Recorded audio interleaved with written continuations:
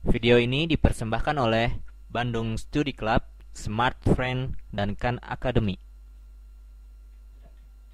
Di sini saya memiliki eh, tiga equation atau tiga persamaan di mana persamaan ini mewakili dan memiliki nomor-nomor dari solusinya. Nah, di sini kita ingin melihat bahwa ternyata persamaan ini berada dalam 4 dimensi dengan nilai 4 variabel. Dan ketika kita ingin mengetahui berapakah nilai dari atau himpunan uh, persamaan linearnya. Nah, saya di sini akan memperkenalkan tentang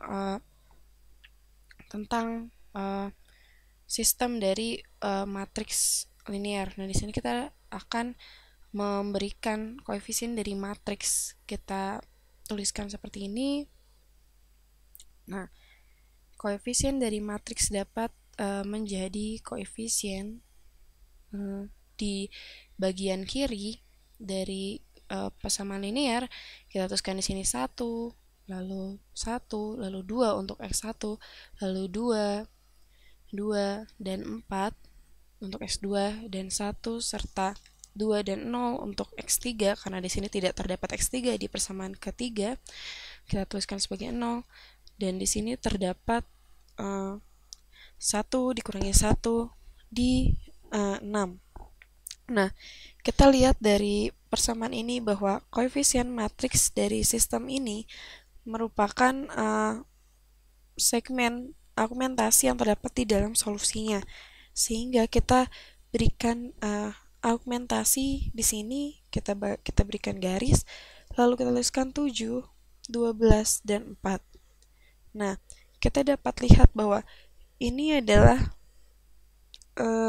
beberapa cara untuk menuliskan posisi dari persamaan linear ini, dimana ketika kolom pertama merupakan untuk x1, kolom kedua untuk x2, kolom ketiga untuk x3, kolom keempat untuk x4, dan kita dapat melakukan operasi yang sama uh, dari persamaan ini terhadap uh, nilai matriksnya. Dan di sini kita dapat mengalihkan, misalnya mengalihkan persamaan ini dengan skalar, kita dapat mendapatkan nilai dari matriks yang sesuai. Nah, kita dapat melakukannya me, uh, menyelesaikan persamaan ini. Nah, misalnya di sini ketika saya memiliki koefisien di baris pertama adalah 1 dan setiap di bawah kolom yang memiliki 1 haruslah 0. Ini untuk menentukan solusi dari persamaan ini. Nah, sehingga ketika kita memiliki di persamaan kedua adalah nilai 1, dia haruslah lebih rendah nilai kolomnya atau lebih menjorok ke arah kanan nilai satu utamanya daripada kolom pertama. Nah, inilah yang disebut sebagai reduced row echelon form atau eliminasi baris uh, dari matriks A. Nah, misalnya kita memiliki matriks A adalah kumpulan dari persamaan-persamaan yang tadi kita bentuk di atas ini. Nah, lalu di sini misalnya kita dapatkan uh, atau kita selesaikan sistem persamaan di sini. Yang kita lakukan di sini adalah uh, mendapatkan seluruh nilai di bawah satu utamanya adalah 0. Nah, yang dapat kita lakukan pertama adalah uh, menggantikan nilai dari uh, uh, kolom kedua dan kolom ketiga. Nah, kita lihat untuk kolom pertama dia tidak akan berubah, nilainya tetap 1, 2, 1, 1, 7. Nah, dari baris kedua, sekarang kita untuk mendapatkan nilai 0 di bawah satu utama, kita harus mengurangi nilai uh, baris pertama dengan baris kedua dengan baris pertama maksud saya, sehingga hasilnya adalah baris pertama dengan baris kedua maksud saya, maaf sekali ya. Dan di sini kita dapatkan 0, 0, min 1, 2, min 5. Nah, seperti ini. Lalu jikalau kita lakukan hal yang sama terhadap uh, baris ketiga maksud saya. Namun caranya untuk mendapatkan nilai 0, kita harus mengalihkan baris pertama dengan lalu baru kita kurangi dengan baris ketiganya. Sehingga 2 dikurangi 2 kali 1 adalah hasilnya 0. Lalu 4 dikurangi 2 kali 2 hasilnya 0 pula. Nah, lalu kita lihat 0 dikurangi 2 kali negatif 1 hasilnya adalah negatif 2. Dan 6 dikurangi negatif 2 artinya adalah 4. Nah, di sini kita lihat 4 dikurangi 2 min 2 kali 7 artinya negatif 14, kita mendapatkan negatif 10. Nah, inilah cara langkah pertama yang kita lakukan untuk menentukan pergantian baris dari suatu persamaan. Nah, ketika kita lihat bahwa di bawah satu utama ini harus 0, sehingga kita lihat bahwa setiap barisnya, seperti yang tadi saya katakan di sebelumnya, kita harus membuat satu utama di baris kedua yang negatif 1 ini, di bawahnya adalah 0. Nah, sehingga kita harus mengalihkan baris ketiga dengan negatif 1 sehingga menghasilkan plus 1, negatif 2, dan plus 5. Nah, di sini kita dapat lihat bahwa dia telah menjadi satu utama. Nah, lalu yang mesti kita lakukan adalah nilai di bawah satu utamanya adalah 0. Sehingga untuk mendapatkan cara tersebut, kita harus mengalihkan baris kedua dengan positif 2. Nah, kita lakukan hal yang sama seperti tadi. Baris ke-1, kita tuliskan baris kedua secara tetap karena tidak berubah. Di sini plus 5, lalu kita lakukan adalah mengeliminasi negatif 2 di sini sehingga nilainya adalah 0. Nah, sehingga kita dapatkan bahwa negatif 2 ditambahkan dengan 1 hasilnya adalah 0, 0. Lalu kita dapatkan negatif 2 ditambahkan dengan 2 dikali 1 dan hasilnya adalah 0. Nah, lalu kita lakukan hal yang sama di mana plus 4 dikalikan negatif 2 dikalikan dengan 2 sehingga kita dapatkan hasilnya adalah 4 ditambah minus 4 artinya 0. Lalu kita dapatkan negatif 0 ditambah 5 dikali 2 sehingga hasilnya adalah 0. Tadi maksud saya negatif 10 ya. Lalu sekarang kita mendapatkan nilai 0 di seluruh di baris ketiga. Nah, kita dapat mendapatkan nilai 0 di bawah satu utamanya. Nah, sekarang apa yang dapat kita lakukan untuk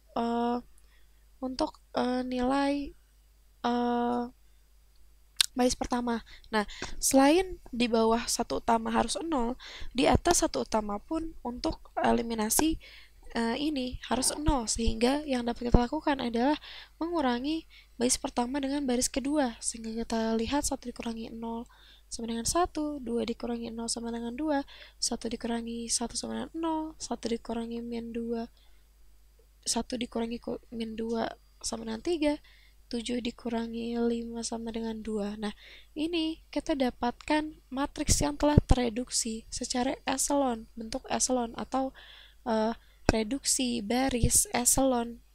Di sini reduce row echelon form atau matriks matriks reduksi baris eselon seperti itu. Sehingga intinya bahwa kita memiliki pemuka utama, satu utama yakni satu yang terdapat di baris pertama dan satu yang terdapat di baris kedua, sehingga kita beri tanda di sini bahwa ini merupakan pivot masuk. Begitu pula dengan persamaan kedua. Nah, jikalau kita memiliki suatu persamaan di sini zero out row, atau kita dapat lihat untuk mereduksi bentuk baris eselonnya adalah kita memiliki leading entries atau satu utama yang merupakan patokan untuk kita dapat mengeliminasi atau mereduksi nilai-nilai di bawahnya. Nah, sehingga di sini kita akan mendapatkan gaya dari konveksi untuk mendapatkan nilai eselon barisnya, sehingga di sini kita dapat mengalihkannya dengan persamaan atau mengubahnya menjadi sebuah persamaan yang kita ingin cari solusinya. Nah, tadi kita lihat bahwa kolom pertama merepresentasikan sebagai X1, kolom kedua representasikan sebagai X2, kolom ketiga sebagai X3, dan kolom keempat merupakan X4. Nah, sehingga ketika kita mendapatkan bentuk echelon dari X1, X1 ditambahkan 2X2, lalu tidak terdapat X3 di sini ditambahkan dengan 3X4 sama dengan 2. Lalu di sini kita dapatkan di baris kedua tidak terdapat X1, tidak terdapat X2, terdapat X3 dikurangi 2X4 sama dengan 5. Nah, dan kita tidak memiliki persamaan di baris ketiga. Nah, sehingga di sini merupakan kita dapat mendapatkan solusi dari persamaan tersebut. Nah, variabel yang ingin kita ketahui di sini merupakan X1 dan X3 sebagai pivot variabelnya. Nah, atau variabel pivotnya di sini. Sehingga variabel yang tidak berasosiasi dengan pivot kita sebut sebagai variabel bebas. Seperti X2 dan X4 merupakan variabel bebas. Nah, di sini kita dapat menyelesaikan persamaan ini di mana untuk setiap variabel pivot kita dapat mendefinisikannya dengan mengkaitkannya dengan variabel bebas. Nah, sehingga kita dapat mendapatkan nilai dari vektor-vektor subhimpunan vektor yang terdapat di R4 ini. Sehingga kita dapat menghasilkan seperti ini. Kita dapat equation yang pertama ini bahwa memberitahu kita bahwa X3 ya kita tuliskan di sini X3 ya X3 akan sama dengan 5 ditambah 2X4, lalu kita mendapatkan nilai dari X1, ya X1 sama dengan 2 dikurangi maksud saya 2 dikurangi 2X2 lalu dikurangi ya dikurangi betul ya, dikurangi 3X4. Nah, seperti inilah bentuk dari persamaan yang ingin diketahui berapa nilainya, sehingga ketika lihat hasil dari solusi sistem ini kita akan mendapatkan nilai X1 dan X3. Nah, caranya adalah dengan memparameterisasi dari nilai X2 dan nilai X3-nya. Sehingga jikalau kita lihat di sini bahwa kita memiliki dimensi, kita dapat memvisualisasi solusi himpunan solusi ini. Kita dapat menuliskan seperti ini. Jikalau saya memiliki vektor di sini X1, X2, X3, dan X4, lalu akan sama dengan apa yang akan sama dengan di sini?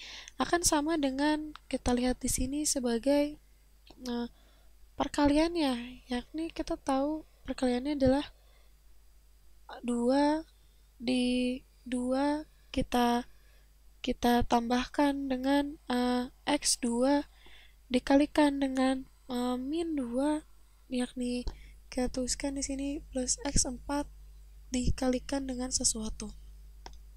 Nah, kita dapatkan di sini bahwa X1 akan sama dengan 2 dikurangi 2 X2, sehingga kita tuliskan di sini tuliskan sebagai min 2 dan kita lihat min 3 untuk X4, sehingga kita dapatkan di sini bahwa untuk X1 direpresentasikan seperti ini, 2 min 2 X1 min X2 3 X4. Nah, seperti itu, sehingga di sini kita akan dapatkan nilai bagaimana dengan X3. X3 merupakan nilainya 5 kita tuliskan di sini ditambah min 2X4. Nah, sehingga kita tuliskan di sini ditambah min 2X4, tidak terdapat nilai di X2 atau kita tuliskan sebagai 0 di X2. Di X2 perkalian X2-nya, dan untuk X2 yang kita tuliskan sebagai 0, X2 sebagai 1 dan X4 sebagai 0. Untuk X4 kita tuliskan sebagai X4-nya kita tuliskan sebagai variabel 0, lalu X2 0 dan X4-nya baru 1. Nah, ini merupakan bentuk dari ekspresi solusi. Nah, lalu apa yang terdapat dari solusi ini? Kita dapat lihat kombinasi linear dari vektor yang dibentuk oleh matriks A ini, di mana kita mendapatkan kombinasinya dari koordinat x2 dan x4. Nah, ini merupakan vektor-vektor yang terdapat di R4.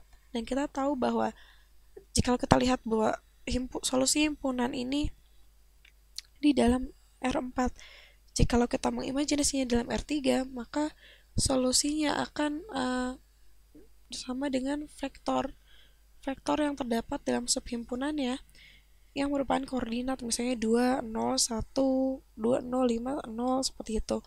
Nah, ini merupakan 4 dimensi. Jikalau kita mengalihkan dua vektor ini, maka kita dapat melihat ini vektor A, lalu kita kalikan dengan ini vektor B,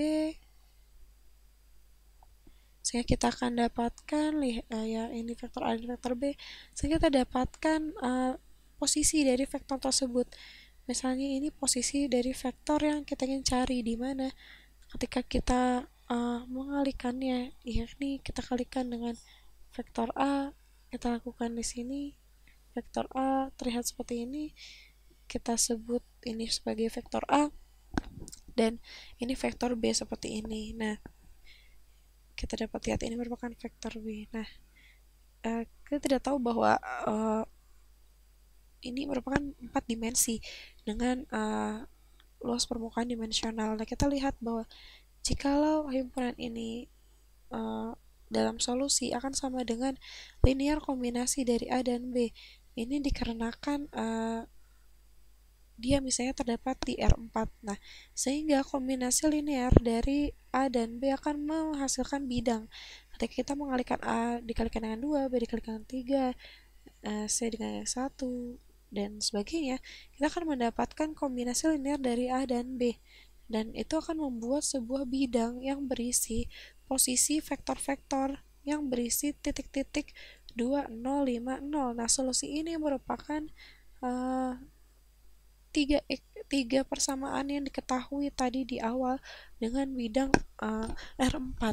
Nah, dengan bidang di R4. Nah, sehingga kita lihat bahwa ini sangat sulit untuk menentukan dimensi, maksudnya ini sangat mudah ya untuk menentukan secara 3 dimensi, dimana kita membentuknya sebagai matriks augmentasi, lalu kita mengoperasikan operasi baris elementernya. Ini hal yang sangat mudah, seperti itu. Video ini dipersembahkan oleh Bandung Study Club, Smart Friend, dan Khan Academy.